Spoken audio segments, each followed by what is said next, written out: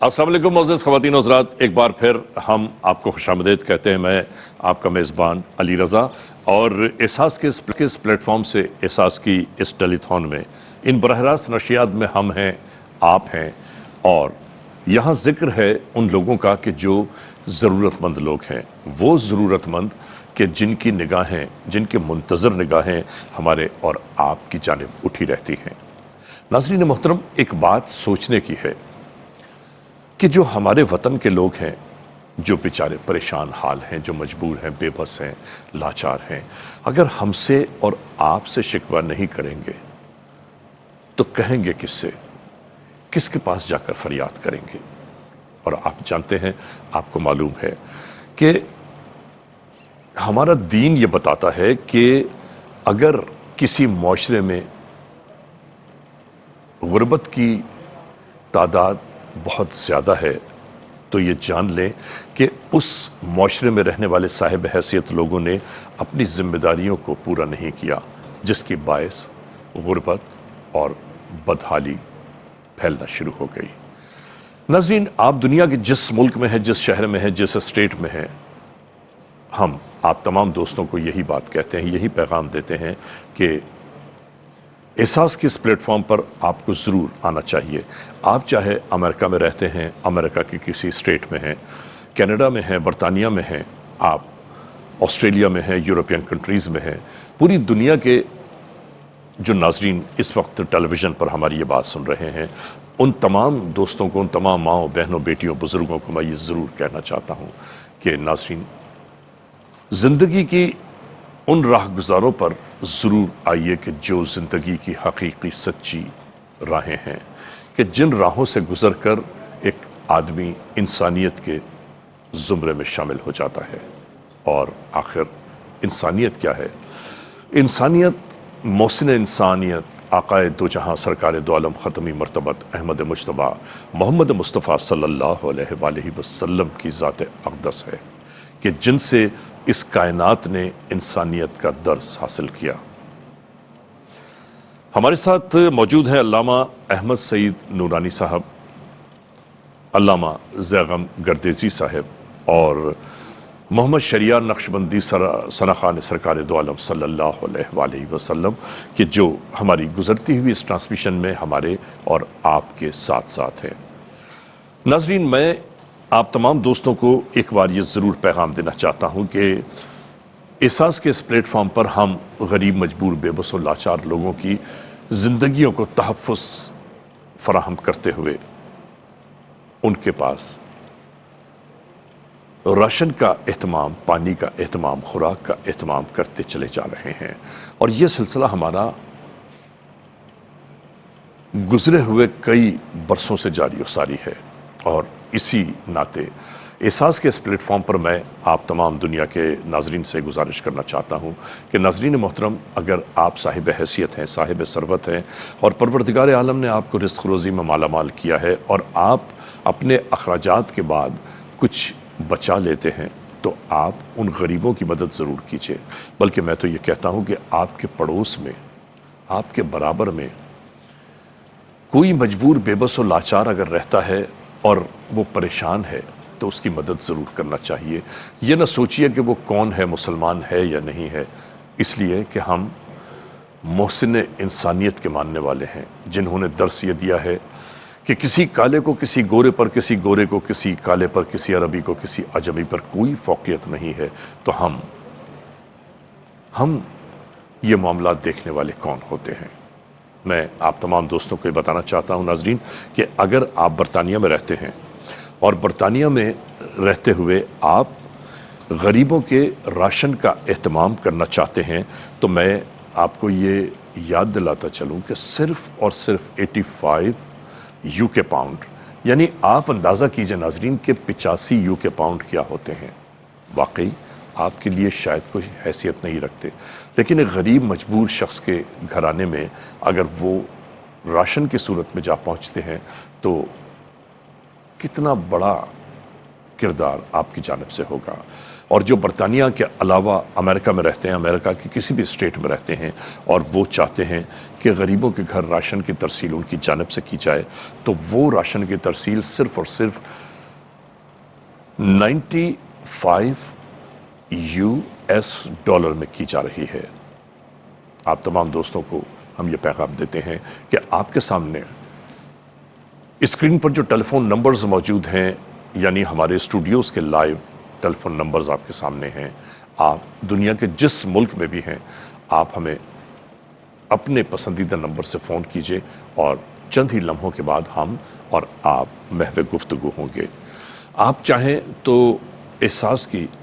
Bank details کے ناطے آپ وہاں لاگ ان کر سکتے ہیں، احساس کے ویب ایڈریس پر آپ جا سکتے ہیں، اور ناظرین ہماری ڈونیشن ہاٹ لائنز کے نمبر کھلے ہوئے ہیں، آپ چاہیں تو ڈونیشن ہاٹ لائن پر بھی فون کر سکتے ہیں۔ اور آپ یہ نہ سوچئے گا کہ آپ ڈونیشن ہاٹ لائن پر فون کریں گے وہ کیا پوچھیں گے، آپ کیا بتائیں گے، وہ کیا معلوم کریں گے، ایسا کچھ بھی نہیں ہے۔ آپ صرف یہ کام کریں، آپ ڈونیشن ہاٹ لائن پر فون کیجئے، ایک لمحے کے بعد کنٹرولر آپ سے رابطے میں ہوگا اور وہ چند ہی لمحوں میں آپ کو پورا پروسیس سمجھا دے گا کہ آپ کی رقم، آپ کا بھیجا ہوا عطیہ کس طرح غربا تک پہنچایا جائے گا۔ ناظرین، مانو نہ مانو جانے جہاں اختیار ہے، مانو نہ مانو جانے جہاں اختیار ہے، ہم نیک و بد حضور کو سمجھائے جاتے ہیں۔ ہم نے جو مقدمہ تھا آپ تک پہنچا دیا ناظرین، اب آپ جو بہتر جانتے ہیں وہ کیجئے۔ علامہ صاحب، میں چاہتا یہ ہوں کہ علامہ احمد سعید نورانی صاحب سے گفتگو یہاں سے شروع کی جائے کہ انسانوں کی مدد کا جو سلیقہ ہے وہ ہونا کیا چاہیے، ہمارا دین، مذہب، شریعت کا حکم کیا ہے؟ بسم اللہ الرحمن الرحیم۔ جی دیکھیے، نبی پاک صلی اللہ علیہ وسلم پر دین متین کو نازل کر کے اللہ تبارک و تعالیٰ نے اس میں زندگی کے ہر پہلو کو اجاگر کر دیا، اور اسی میں اللہ تبارک و تعالیٰ نے یہ بتا دیا کہ انسانوں کی مدد کا سلیقہ کیا ہونا چاہیے اور انسانوں کی مدد کا طریقہ کیا ہونا چاہیے۔ اب دیکھیے، نبی پاک صلی اللہ علیہ وسلم کی آمد باسعادت سے پہلے اس کائنات میں ظلم و ستم کا بازار اس انداز میں گرم تھا کہ بیٹا اپنے باپ کا نہیں تھا اور باپ اپنے بیٹے کا نہیں تھا، اور کوئی رشتہ دار، کوئی عزیز و اقارب، کوئی ہمسائیگی، کوئی خاندان، کوئی برادری، کسی تعلق کی کوئی بنیاد ہی نہیں تھی۔ الغرض کہ ہر انسان صرف اپنے ذاتی مفاد میں تھا، صرف اپنی ذاتی خواہش میں تھا، صرف اپنے ذاتی لالچ میں تھا۔ ہر شخص کو یہ فائدہ نظر آتا تھا کہ میرا اس میں فائدہ ہوگا، تو اس کے بدلے میں وہ اپنے ماں باپ پر ظلم و ستم کرنے سے بھی نہیں چوکتا تھا، اور اگر اس کو مفاد نظر آتا تو وہ اپنی بیٹی کو زندہ درگور کرنے سے بھی نہیں چوکتا تھا، اور اگر اس کو مفاد نظر آتا تو وہ چوری کرتا اور بڑے فخر سے لوگوں کے سامنے یہ بات شیئر کرتا تھا کہ میں نے چوری کی ہے اور میں نے ڈاکہ ڈالا ہے، میں نے فلاں پر ظلم کیا ہے، میں نے فلاں کا حق غصب کیا ہے۔ لیکن پھر اللہ تبارک و تعالیٰ کو انسانیت پر، اور پھر اللہ تبارک و تعالیٰ کو انسانیت کے دستور انداز پر یہ کرم ہوا، یہ شفقت ہوئی، یہ مہربانی ہوئی کہ اللہ تبارک و تعالیٰ نے نبی پاک صلی اللہ علیہ وسلم کو مبعوث فرمایا، اور سرکار مدینہ صلی اللہ علیہ وسلم جب تشریف لائے تو پھر انسانیت کو پتہ چلا کہ باپ اللہ تبارک و تعالیٰ کی بہت بڑی عطا ہے۔ پھر انسانیت کو علم میں آئی یہ بات کہ والدہ اس کی قدموں کے نیچے اللہ رب العالمین نے جنت کو رکھا ہے، اور پھر انسانیت کے علم میں یہ بات آئی کہ اللہ تبارک و تعالیٰ نے بیٹی کو رحمت بنا کے بھیجا ہے، اور پھر انسانیت کے علم میں یہ بات آئی کہ اللہ تبارک و تعالیٰ نے نبی پاک صلی اللہ علیہ وسلم کے دین کو ہمارے کامیابی کا ذریعہ سمجھا ہے، دین کو ہماری کامیابی کا اور نجات کا ذریعہ بنایا ہے۔ پھر نبی پاک صلی اللہ علیہ وسلم نے جی اپنے اسوہ حسنہ سے مختلف انداز میں ہر دور کے لوگوں کے لیے ایک پیغام دیا اور میسج دیا۔ اب دیکھیے، نبی پاک صلی اللہ علیہ وسلم کا اسوہ حسنہ آج حضور کے اس دنیا سے ظاہری پردہ فرمانے کے 1400 سال کے بعد بھی کارآمد ہے، اور یہ رہتی دنیا تک، حتیٰ کہ قیامت کی صبح تک آقا علیہ الصلوۃ والسلام کا اسوہ حسنہ جو ہے یہ خلقت کے لیے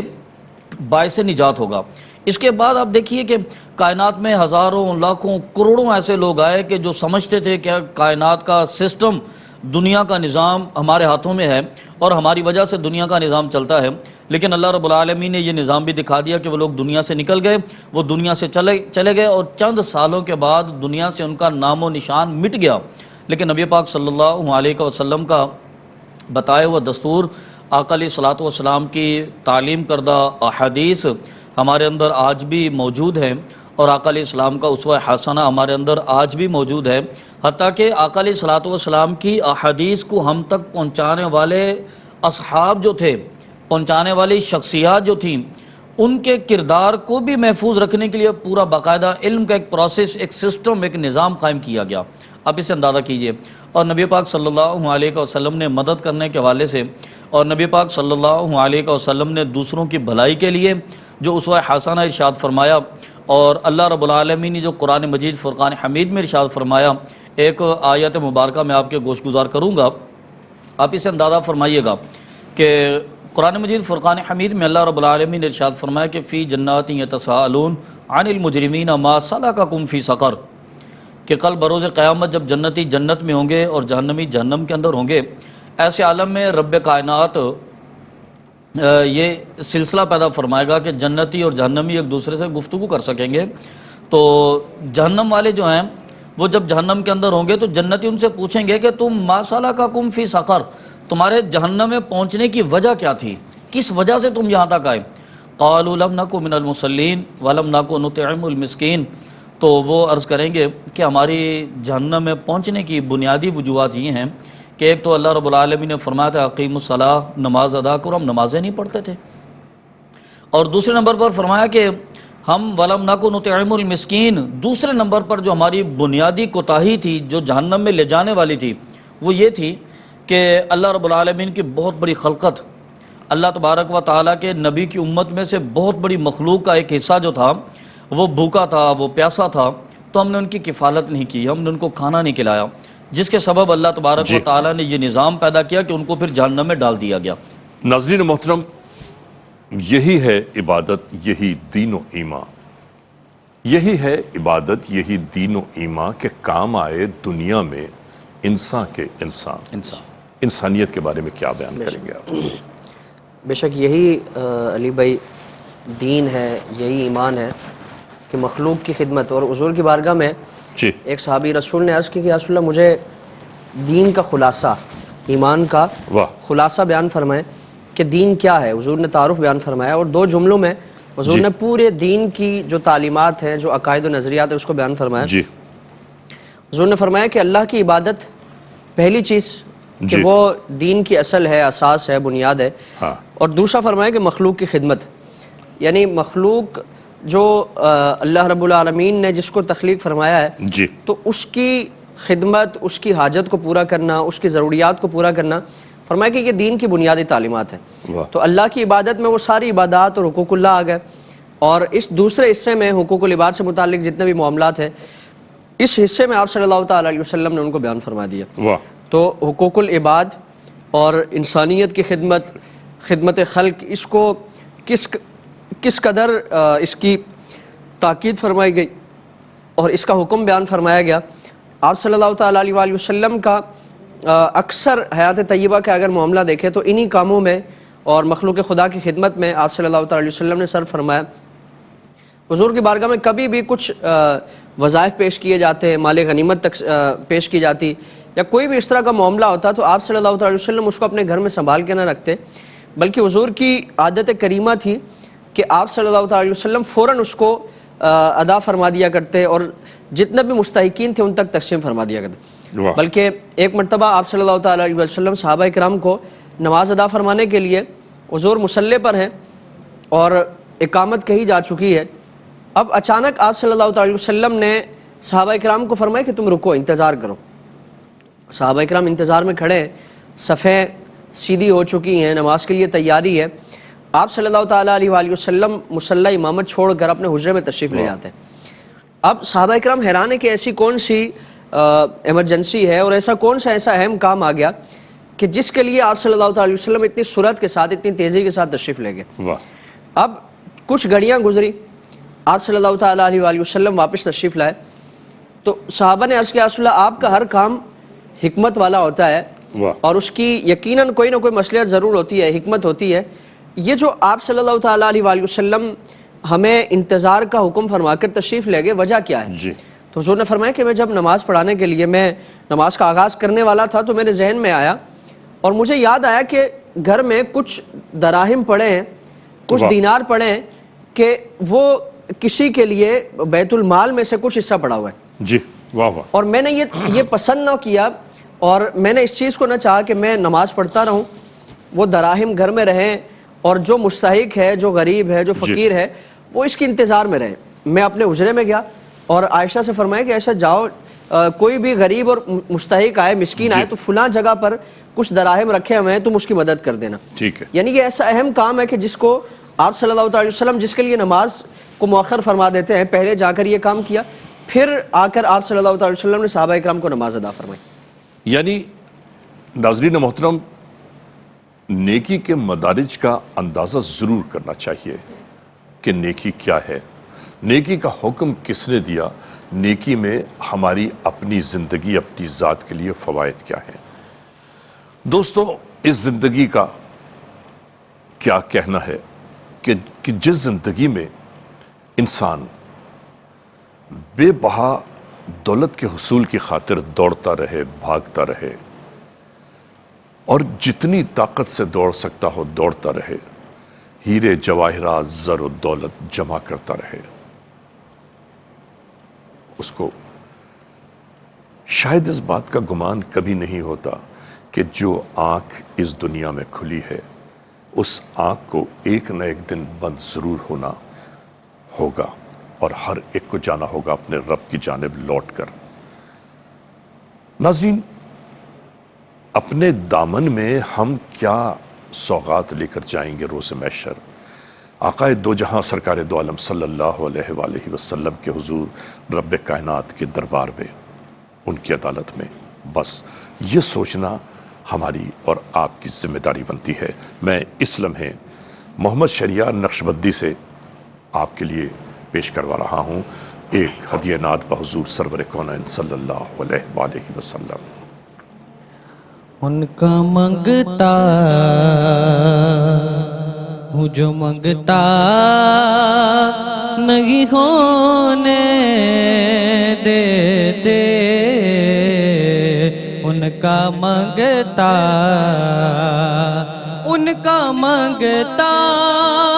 ہوں جو منگتا نہیں ہونے دیتے، ان کا منگتا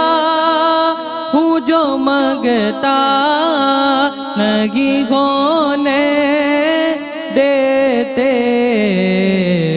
میرے آقا مجھے رسوا نہیں ہونے دیتے، میرے آقا مجھے رسوا نہیں ہونے دیتے. ان کا منگتا اپنے منگتوں کی وہ فہرست میں رکھتے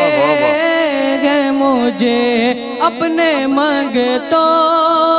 کی وہ فہرست میں رکھتے ہیں مجھے. مجھ کو محتاج کسی کا نہیں ہونے دیتے، مجھ کو محتاج کسی کا نہیں ہونے دیتے. ان کا منگتا ہے یقین لائیں گے تشریف لحد میں آقا، ہے یہ ایمان کے آئے گے لحد میں آقا. اپنے منگتوں کو وہ تنہا نہیں ہونے دیتے، اپنے منگتوں کو وہ تنہا نہیں ہونے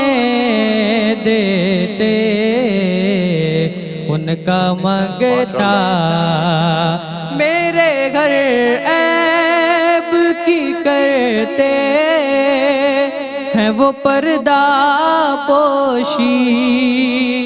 میرے گھر عیب کی کرتے ہیں وہ پردہ پوشی، میرے جرموں کا تماشا نہیں ہونے دیتے، میرے جرموں کا تماشا نہیں ہونے دیتے، ان کا منگتا وہ جو منگتا نہیں ہونے دیتے۔ آپ ملاحظہ فرما رہے تھے محمد شہریار نقشبندی کو، پیش کر رہے تھے نعت رسول مقبول صلی اللہ علیہ وآلہ وسلم۔ ناظرین محترم، زندگی کی ان راہوں پر گامزن ہیں اس کائنات کے تمام لوگ کہ جہاں پر دولت کے انبار ہوں، عیش و تعیش ہو، زندگی کی رعنائیاں ہوں، کامیابیاں ہوں، کامرانیاں ہوں، لیکن اس جانب شاید سوچنا کم پڑتا ہے کہ جہاں سے زندگی کا آغاز ہوا ہے، اس مالک کائنات کی ذات اقدس جو مالک الملک ہے، بادشاہوں کا بادشاہ، شہنشاہوں کا شہنشاہ ہے، جس کے قبضے میں اس کائنات کی ہر شے کی جان ہے، جس کے حکم پر ہوائیں چلتی ہیں، فضائیں چلتی ہیں، موسم تبدیل ہوتے ہیں، رات دن میں اور دن رات میں، تاریکی اندھیرے میں اور اندھیرا روشنی میں آ جاتا ہے۔ بلند و بالا سنگلاخ چٹانوں جیسے پہاڑ اس زمین کے فرش میں کس نے ٹھوکے ہیں؟ کس نے زمین کے سخت ترین زمین کے سینوں کو چیر کر چھوٹے سے ننھے پودے کو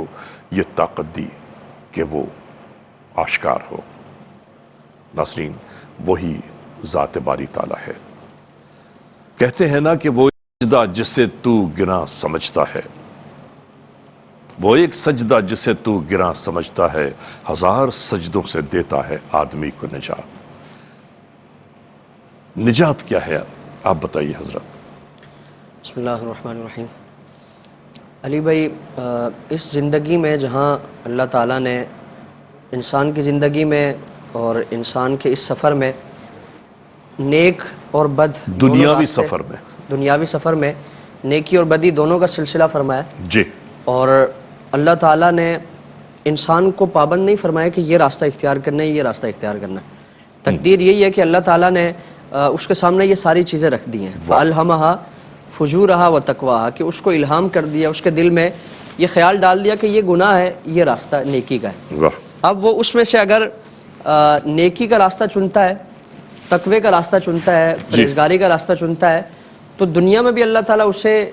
ہر طرح کی جو اس طرح کے فتنے ہیں اللہ تعالیٰ اس سے نجات عطا فرماتا ہے، اور آخرت میں بھی اللہ تعالیٰ اس کے لیے اور ہر در پر جھک کے اب تعظیم کرتے ہوئے، ہر دور پر در کے اوپر جھک کے بھیک مانگنے سے بھی نجات مل جاتی ہے۔ بے شک، جو اس کے در پہ جھکتا ہے تو پھر اس کو کسی کے سامنے جھکنے کی ضرورت نہیں پڑتی۔ کیا بات ہے! یعنی ہم یہ تصور کریں کہ ہم نے اللہ کے پاس جانا ہے، اب وہ اس راستے سے جائیں یا سیدھے راستے سے جائیں، جانا ہم نے وہی ہے۔ اور اگر دوسرے راستے سے جائیں گے جو بدکاریوں والا ہوگا، برائیوں والا ہوگا، گناہوں والا ہوگا، تو پھر جب اس راستے سے ہوتے ہوئے اللہ کی بارگاہ میں پہنچیں گے تو ہمارا معاملہ کیا ہوگا؟ ہم تصور کریں کہ اللہ کی نافرمانی والا راستہ،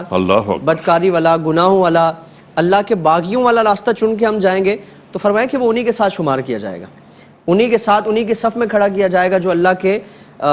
باغی ہیں، اللہ کے نافرمان لوگ ہیں۔ اور جو اس راستے سے، سیدھے راستے سے، اہل اللہ کے راستے سے، انبیاء کے راستے سے، اولیاء کاملین کے راستے سے ہوتا ہوا، اہل بیت اطہار علیہ السلام کے راستے سے، صحابہ کرام کے راستے سے، تو وہ پھر اللہ تعالیٰ انہی میں اس کو شمار فرمائے گا۔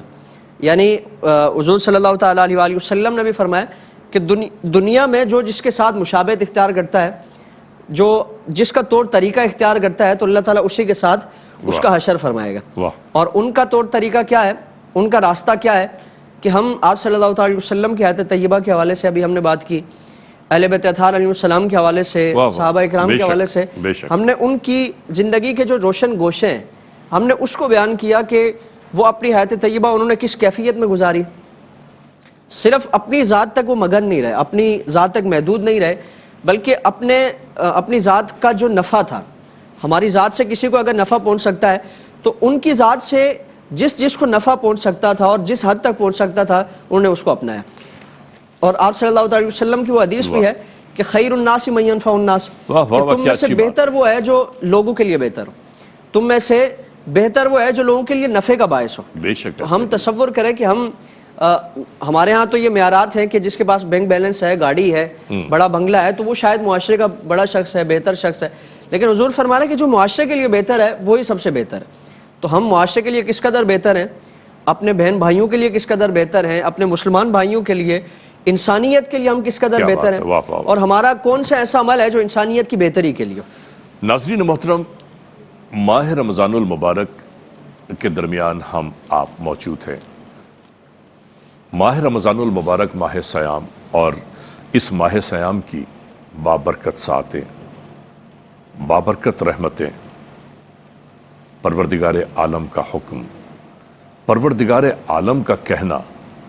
کہ مانگ لو جو مجھ سے مانگنا ہے۔ آپ یقین کیجئے کہ ہم جس نبی معظم صلی اللہ علیہ وآلہ وسلم کے ماننے والے ہیں، جن کے حسوہ پر چلنا چاہتے ہیں، جن کے احکامات کی پابندی کرنا چاہتے ہیں، جن کی اتباع کرتے ہیں، اور جو وجہ تخلیق کائنات ہے، اگر ہم یہ سب کرتے ہوئے، یہ سب کہتے ہوئے انسانیت کے درس کی جانب نہیں آ پاتے، تو ہمیں ضرور یہ سوچنا ہوگا کہ آخر وہ کون سے حالات واقعات ہیں کہ جس کی بنیاد پر ہم نیکی اور بھلائی کی جانب گامزن نہیں ہیں۔ ناظرین، کتنی انوکھی بات ہے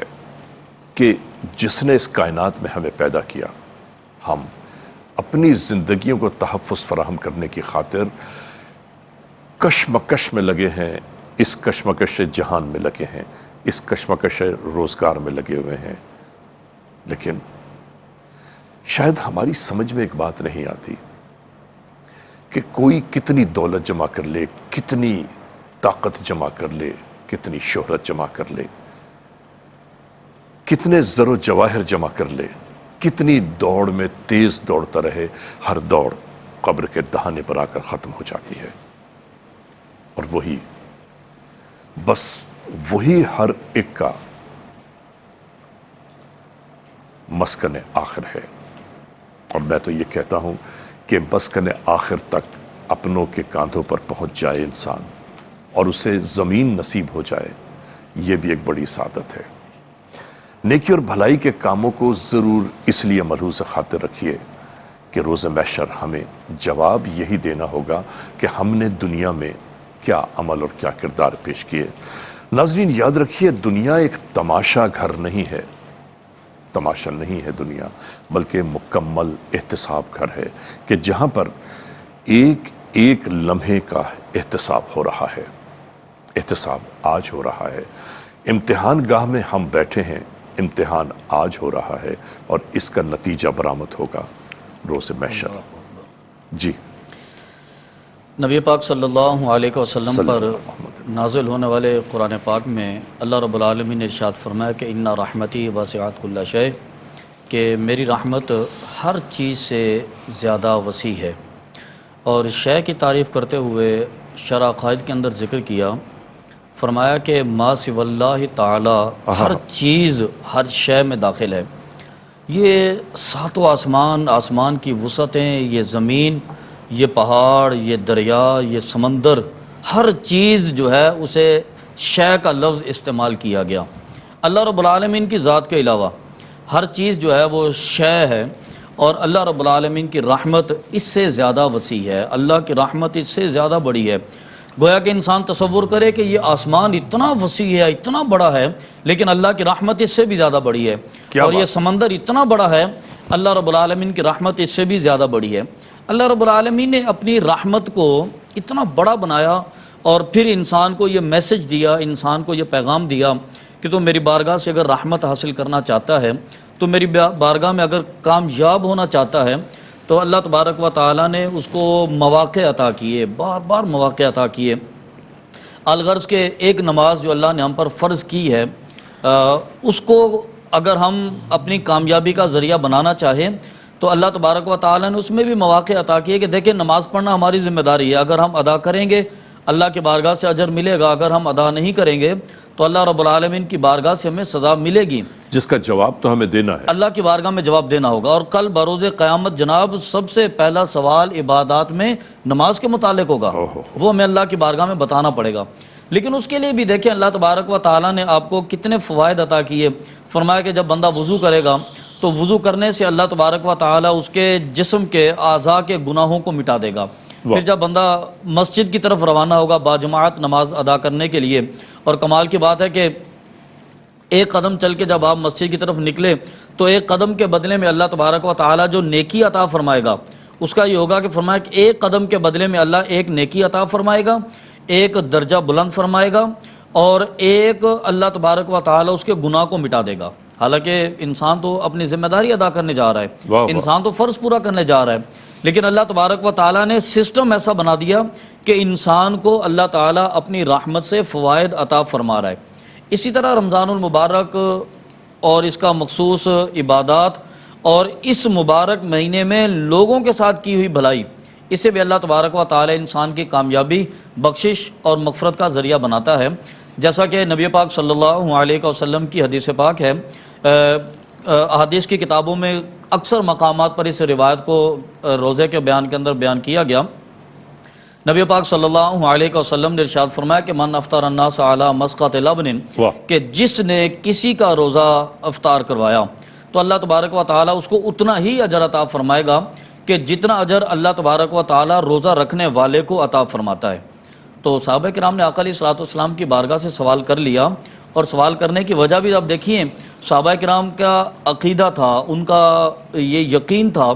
کہ نبی پاک صلی اللہ علیہ وسلم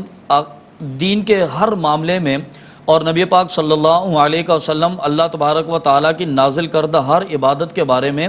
علم بھی رکھتے ہیں اور ہمیں عطا بھی فرمائیں گے۔ عرض کی یا رسول اللہ صلی اللہ علیہ وسلم، غربت کا عالم ہو اور اگر کسی کے پاس اس قدر رزق نہ ہو یا اس قدر وسعت نہ ہو کہ وہ اپنے مال میں سے کسی کا روزہ افطار کروا سکے، اس کے بارے میں کیا حکم ہے؟ تو آقا علیہ السلام نے فرمایا کہ اعلیٰ مسقۃ لبن، اگر دودھ کے ایک گھونٹ کے ساتھ بھی کسی کا روزہ افطار کروا دیا، لازمی نہیں کہ اس کو پیٹ بھر کے کھانا دیا جائے، صرف ایک دودھ کا گھونٹ اس کو عطا کر دیا، روزہ افطار کروا دیا، فرمایا کہ اللہ رب العالمین اس کو اتنا اجر عطا فرمائے گا جتنا روزہ رکھنے والے کو عطا فرمایا۔ اور فرمایا کہ جس نے پانی کے گھونٹ کے ساتھ، یہ آقا علیہ السلام نے اس سے بھی نیچے لا کر مزاج رکھا کہ ممکن ہے کہ غربت، افلاس اور کمزوری کی وجہ سے کسی کے پاس دودھ کا ایک گھونٹ بھی دستیاب نہ ہو، تو فرمایا کہ گھر میں کم از کم پانی تو ہوگا نا، پانی کے ایک گھونٹ کے ساتھ بھی اگر کسی کا روزہ افطار کروا دیا تو اللہ تبارک و تعالیٰ اس کو بھی روزے دار کے اجر کے برابر عطا فرمائے گا۔ اور فرمایا کہ جس نے نمک کے ایک چٹکی کے ساتھ بھی اگر کسی کا روزہ افطار کروا دیا تو اللہ تبارک و تعالیٰ اس کو بھی اتنا ہی اجر عطا فرمائے گا۔ تو اور احساس کے پلیٹ فارم پر بیٹھ کر اگر 100 افراد کا روزہ اپنے چند روپوں میں، اپنے چند سکوں میں افطار کروا دیا تو آپ اندازہ کریں کہ اللہ رب العالمین کتنا کریم ہے کہ وہ ہمیں 100 روزے کا اجر عطا فرمائے گا۔ یہ اللہ تبارک و تعالیٰ کی عطا ہے اور اللہ کی رحمت ہے کہ اللہ رب العالمین اپنی رحمت بہانے سے ہم تک پہنچاتا ہے۔ رحمت حق بہانہ میں جوید، کہ اللہ کی رحمت و بہانے تلاش کرتی ہے، تو یہ اللہ رب العالمین کی رحمت کا ایک بہانہ ہے کہ وہ انسان کو معاف کرنے کے لیے تیار ہے. چاہے انسان نماز پڑھ کے مغفرت حاصل کرے، نماز کے لیے وضو کر کے اللہ کی بارگاہ سے مغفرت حاصل کرے، مسجد میں جاتے ہوئے مغفرت حاصل کرے، اور لوگوں کا روزہ افطار کروا کے مغفرت حاصل کرے، لوگوں پر شفقت کر کے، مہربانی کر کے، لوگوں پر رحم کر کے اللہ رب العالمین کی بارگاہ سے مغفرت حاصل کرے تو اللہ اپنے بندوں کو مغفرت عطا فرماتا ہے. ناظرین محترم، ہم گفتگو یہی کر رہے ہیں، کہنا یہی چاہتے ہیں، بتانا یہی چاہتے ہیں، یہی یاد دلانا چاہتے ہیں کہ اس دنیا میں انسان کا نیک عمل، ایک چھوٹا سا کیا ہوا نیک عمل بھی کبھی رائے گا نہیں چاہتا. آپ سوچئے، آپ اندازہ تو کیجئے کہ نیکی اور بھلائی کے لیے کتنی چھوٹی چھوٹی سی باتیں عطا فرمائی گئی ہیں کہ اگر ایک پانی کے گھوٹ سے تمہیں کچھ میسر نہیں ہے، کسی کا روزہ ایک گھوٹ پانی سے بھی کھلوا دو تو اس کا بھی اجر ہے، آدھے کھجور سے کھلوا دو اس کا بھی اجر ہے. اور پھر شہزادی کونین، صاحبزادی آقائے دو جہاں، سرکار دو عالم صلی اللہ علیہ وآلہ وسلم، خاتون جنت نے فرمایا کہ کوئی کسی کے گھر جائے اور خالی پیٹ لوٹ آئے گویا وہ ایک قبرستان میں گیا تھا. کیا بات ہے. اور اس گھرانے کی یقیناً شان یہی ہے کہ اس گھرانے کی دہلیز پر ہمیں کبھی سنا اور پڑھا نہیں کہ کوئی خالی ہاتھ گیا ہو، اور بلکہ وہ ایک واقعہ ہے نا بڑا خوبصورت. امام جعفر صادق پاک سے بھی روایت ان سے بھی نسبت ہے اور امام زین العابدین پاک سے بھی نسبت ہے، مختلف روایتیں ہیں. پوچھا گیا کہ آپ کے گھرانے کی سخاوت کی کوئی مثال بتائیں کہ حاتم طائی اس کا جو معاملہ تھا کہ وہ 7 دروازے تھے، ہر دروازے پہ ایک سے دوسرے پہ جاتا، دوسرے سے تیسرے پہ. لوگ کہتے تھے کہ وہ اتنا سخی ہے کہ ہر دروازے سے دیتا ہے، 7 دروازوں پر. 7 دروازوں. تو آپ کا کیا معاملہ ہے؟ آپ کے گھرانے کی تو بڑی شان ہے. تو آپ نے فرمایا کہ ہمارا ایک ہی دروازہ تھا اور اس دروازے سے اتنا دے دیا جاتا تھا کہ دوسرے دروازے پہ جانے کی ضرورت نہیں پڑتی. کیا کہنے. تو یہ حضور کے خانوادے کا معاملہ، اور پھر قرآن کریم میں خود اس چیز کا اعلان فرما دیا. شہزادی رسول نے جب امام علی مقام امام حسین پاک اور امام حسن پاک جب ان کی علالت کی وجہ سے نظر مانی 3 روزوں کی، اور 3 روزے اس کیفیت میں رکھتے ہیں کہ پہلی جب افطاری کا وقت آتا ہے تو فقیر دروازے پہ دستک دیتا ہے کہ میں 3 دنوں سے بھوکا پیاسا ہوں. حضرت ایک سوال میں کرنا چاہتا ہوں، وہ ایسے کون سے فقیر تھے کہ ان کو یہ پتا ہو جاتا تھا کہ غربت پریشانی کے باوجود 3 دن کے فاقے کے باوجود آج روٹی پکی ہے، اور وہ دق الباب کرتے تھے کہ جی میں بھوکا ہوں کھانا. یہاں اس سے متعلق بڑا لطیف نقطہ روایتوں میں بھی آتا ہے کہ جب آیت کریمہ نازل ہونے کہ یوفون بالنذر ویخافون یوما کان شر مستطیرا، یہ پوری خانوادہ رسالت مآب صلی اللہ تعالیٰ علیہ وآلہ وسلم کے حوالے سے، تو اللہ تعالیٰ کی بارگاہ سے یہ بھی فرمایا گیا کہ حبیب آپ کے گھرانے کی جو سخاوت ہے تو اس کا امتحان لینے کے لیے اللہ تعالیٰ کی طرف سے یہ فرشتہ آ رہا تھا. یہ روزانہ جو روٹی لینے دروازے پہ دستک دیتا ہے جی، تو فرشتے بھی جس گھر کی دہلیز سے وہ خیرات لینے کے لیے آتے ہیں وہ حضور کی آل کا گھر ہے. ارے سلامت رہیے آپ. یہ ان کا معاملہ یہ ہے. اب ایک بات سوچ لیجئے، اس کا مطلب دیکھیے فرشتے تو کھانا نہیں کھاتے، تو وہ جو رزق لے کے جا رہے تھے سب، تو وہی رزق آج تک کائنات میں بٹ رہا ہے. اس کا مطلب ایسا ہی ہوا نا. سبحان اللہ سبحان اللہ. بے شک. جی تو 3 دن یہی کیفیت رہی ہے، اور خود بھوکے پیاسے رہ کر اور کھجور پانی سے روزہ افطار کیا جاتا ہے، اور اس کے بعد اگلے دن کا روزہ شروع کر دیا جاتا ہے. 3 دن اسی کیفیت میں گزرے، لیکن اس کے باوجود قرآن نے وصف بیان فرمایا نا کہ وَيُؤْثِرُونَ عَلَىٰ أَنفُسِهِمْ وَلَوْ كَانَ بِهِمْ خَصَاصَةٌ، کہ یہ اپنے اوپر ایثار کرتے ہیں، اپنے اوپر ترجیح دیتے ہیں اگرچہ خود بھی یہ حاجت میں ہوں، خود بھی ان کو ضرورت ہے. غذا کی کس کو ضرورت نہیں ہے، لیکن ان کا معاملہ یہ ہے کہ پہلے دوسروں کو دی جائے، دوسروں کا پیٹ بھرا جائے، ان کی حاجت کو پورا کیا جائے. اور حالات کیسے ہی کیوں نہ ہو، اس دہلیز کی شان یہ ہے کہ یہاں سے کوئی خالی ہاتھ نہ جائے. تو یہ اس گھرانے کا یہ ایک میسج ہے. جو حالت نماز میں بھی زکوٰۃ دیتے ہیں، حالت نماز میں بھی زکوٰۃ. حضرت مولا کائنات کا وہ بڑا مشہور واقعہ کہ وہ انگوٹھی خیرات کر دی نماز کی حالت میں. تو یہ ان اہل اللہ کا طریقہ یہی ہے کہ باوجود اس کے کہ خود اس کیفیت میں ہے، اس پریشانی میں ہے، لیکن اللہ رب العالمین کے نام پر جو مانگنے والا ہے، جو اس دہلیز پر دست سوال دراز کرنے والا ہے، کبھی بھی آپ صلی اللہ علیہ وسلم یا آپ کے خانوادے سے، آپ کے گھرانے سے ہمیں کوئی ایسا سبق، بلکہ کربلا میں اگر ہم دیکھیں تو امام پاک جب اپنی فوجوں کے ساتھ پڑاؤ ڈالتے ہیں تو حر کا لشکر جو آپ کا راستہ روکنے کے لیے آیا، بالکل تو اب امام پاک کی طرف سے ایک طرف وہ لشکر ہے جو آپ کا راستہ روکنے کے لیے اور آپ سے محاذ آرائی کے لیے آیا ہوا ہے، اور ادھر حضور کا نواسا ہے، حضور کا شہزادہ ہے، برتاؤ کیسا ہے، سلوک کیسا ہے۔ امام پاک فرماتے ہیں ان کی چونکہ سواریاں دور سے آئی تھیں، سفر کی وجہ سے وہ ہر ایک پیاسا تھا، حر کے لشکر میں ہر ایک پیاسا ہے، ان کی سواریاں پیاسی ہیں اور تھکی ہاری اتنی دور سے وہ آئی ہوئی ہیں۔ اللہ یہاں امام پاک کے قافلے کے پاس کچھ پانی تھا، ابھی امام پاک نے فرمایا کہ ان کو پانی پلایا جائے، اس لیے کہ محسن انسانیت کے گھر والے محسن انسانیت کے گھر والے ہیں، اور یہ حضور کے گھرانے کا وصف ہے یہ کہ اس کیفیت کے باوجود جو دشمنی پر آئے ہوئے ہیں، جو آپ کی جان لینے کے در پہ ان کے ساتھ آپ یہ سلوک فرما رہے ہیں۔ آپ کو حر کے لشکر کو پانی پلایا گیا، سارے سپاہیوں کو پانی پلایا گیا، فرمایا کہ ان کی سواریوں کو پانی پلایا جائے، ان کے جانوروں کو پانی پلایا گیا، اور یہاں تک روایتوں میں آتا ہے کہ وہ صحرا کی تپتی ہوئی ریت پہ چونکہ وہ ان کے گھوڑے اور ان کے اونٹ وغیرہ وہ بھاگ کے آئے تھے، تو وہ اس ریت کی تپش اور اس کی حرارت کی وجہ سے ان کے پاؤں میں گرمی آ گئی تھی، وہ شدت تھی حرارت کی، تو فرمایا کہ ان کے پاؤں پر بھی پانی کا چھڑکاؤ کیا جائے، ان کے سموں میں پانی کا چھڑکاؤ کیا جائے۔ یعنی حضور کے خانوادے کی طرف سے سخاوت کا یہ معاملہ ہے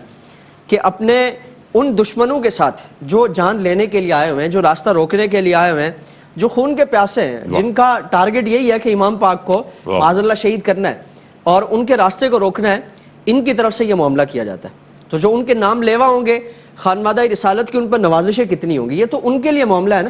تو جو ان کے نام لیوا ہیں، محبت والے ہیں، چاہت والے ہیں، تو ان کی طرف سے نوازشیں کتنی ہوگی اس کا اندازہ نہیں کیا جا سکتا۔ کیا بات ہے۔ ناظرین محترم، احساس کے پلیٹ فارم سے ہماری یہ ٹرانسمیشن جاری و ساری رہی۔ اب ہم اس ٹرانسمیشن کو سمیٹنا چاہتے ہیں کیونکہ دامن وقت میں اب گنجائش بہت کم رہ گئی ہے۔ آپ تمام معزز خواتین حضرات سے کہنا یہ ہے، یاد یہ دلانا ہے، آگاہ یہ کرنا ہے کہ احساس کی ڈونیشن ہاٹ لائنز کھلی ہوئی ہیں، اور احساس کے اس پلیٹ فارم پر آپ جب جہاں جس لمحے چاہیں ٹیلی فون کر کے لاگ ان کر کے آپ اپنے ڈونیشنز وہاں جمع کرا سکتے ہیں۔ ماہ رمضان المبارک کے ان بابرکت ساعتوں میں اللہ کی مخلوق پر رحم کرنے والوں کو اللہ تعالیٰ بہت زیادہ پسند فرماتا ہے۔ اور ناظرین، جی تو نہیں چاہتا کہ اس ٹرانسمیشن کو آج یہاں پر اختتام کی جانب لے جائیں، لیکن کیا کریں، وقت بہت ظالم ہے، اور اب آپ تمام معزز خواتین حضرات سے ہم کہنا یہ چاہتے ہیں کہ آپ جہاں رہتے ہیں، جہاں بستے ہیں، جہاں آباد ہیں، آپ خوش رہیں، آباد رہیں، ہنستے رہیں، مسکراتے رہیں۔ ہمارے ساتھ آج کی اس ٹرانسمیشن میں علامہ احمد سعید نورانی محمد شہریار نقشبندی، علامہ زغم گردیزی صاحب شامل مجلس رہے، شریک محفل رہے، اور انشاءاللہ العزیز بس میں یہ کہتے ہوئے آج کے اس محفل کو اختتام کی جانب لے جا رہا ہوں کہ پھر ملیں گے اگر خدا لایا، پھر ملیں گے اگر خدا لایا، زندگی راہ گزر کا میلہ ہے۔ علی رضا کو اجازت، خدا حافظ و ناصر۔ جی بسم اللہ۔ ہے تیری عنایات کا ڈیرا میرے گھر میں ہے، تیری عنایات کا ڈیرا میرے گھر میں، سب تیرا ہے، کچھ بھی نہیں میرا، میرے گھر میں سب تیرا ہے، کچھ بھی نہیں میرا، میرے گھر میں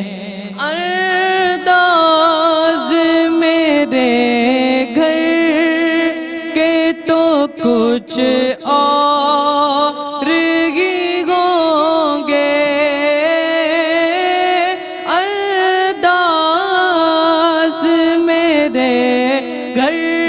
کے تو کچھ اور ہی ہوں گے،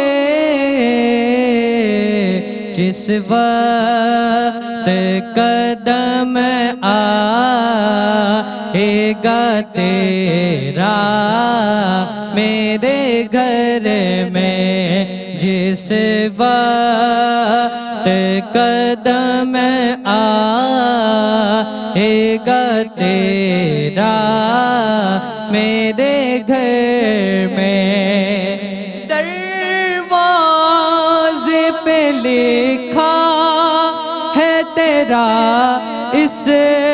میں گرامی دروازے پہ لکھا ہے تیرا اس میں گرامی آتا نہیں بھولے سے اندھیرا میرے گھر میں آتا نہیں بھولے سے اندھیرا میرے گھر میں مدت سے میرے دل میں گئے ارمان زیارت مدت سے میرے دل میں گئے ارمان زیارت ہو جا